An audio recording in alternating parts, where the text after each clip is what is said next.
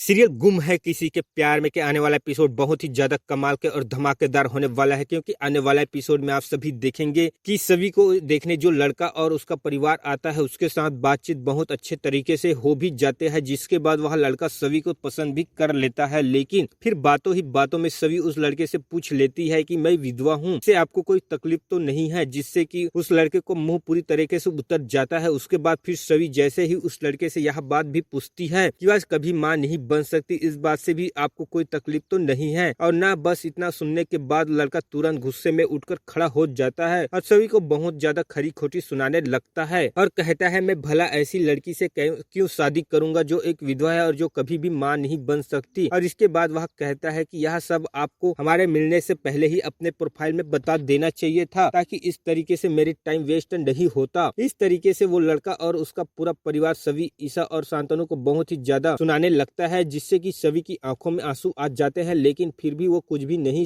कहती, बस उस लड़की की सारी बात सर झुका चुपचाप से सुन लेती है। और फिर जब उसके बाद वो लड़का वहां से चला जाता है, फिर सभी ईशा से कहती है आई आपने इस बार भी रिश्ता आने से पहले मेरी सच्चाई छुपा कर रखी ना, आप ऐसा क्यों करती हो आई, झूठ पर कोई रिश्ता कभी खड़ा नहीं होता। इस तरीके से सच्चाई छुपा कर रखने से कोई फायदा नहीं होने वाला, बल्कि इस तरीके से सिर्फ और सिर्फ हमारी बेइज्जती ही होगी। इससे तो अच्छा है कि आप रिश्ते की बात शुरू होने से पहले ही सच बता दीजिए। जिसके बाद ईशा सभी के सामने बहुत ही ज्यादा फुट फुट कर रोने लगती है और कहती है कि मैं क्या करूं सभी, मैं जब भी यह बात किसी को भी पहले से ही बता देती हूं तो वो लड़का मुझे देखने से पहले रिजेक्ट कर देती है, इसलिए यह सोचती हूँ कि कम से कम कोई लड़का तुझे पहले देखकर पसंद कर ले, उसके बाद मैं यहाँ सब उसे बता दूंगी तो शायद वो हो सकता है वह लड़का इस रिश्ते के लिए मान जाए। जिसके जवाब में सभी कहती है आई सबसे पहले बात तो मुझे शादी नहीं करनी, लेकिन ईशान सर के वादे की वजह से मैं शादी कर रहा हूँ, पर मैं अपनी कमी को छुपाकर किसी से भी शादी नहीं कर सकती। मैं किसी को अंधेरे में रखकर उससे शादी करके उसकी जिंदगी नहीं बर्बाद कर सकती, इसलिए आगे से आप किसी भी रिश्ते की बात करने से पहले साफ साफ यह बता दीजिएगा एक विधवा हूँ और साथ ही साथ मैं कभी भी मां नहीं बन सकती। जिससे कि ईशा सभी को गले लगाकर बहुत ही ज्यादा फुट फुट कर रोने लगती है। और उसके बाद सभी वहाँ अपने स्कूल चली जाती है, जहाँ पर सभी बच्चे अपनी आई के ऊपर ऐसे लिख रहे कर आए होते हैं। और यह एक बच्चा बहुत ही खूबसूरत तरीके से अपनी आई के ऊपर ऐसे लिखा होता है, तो वहीं एक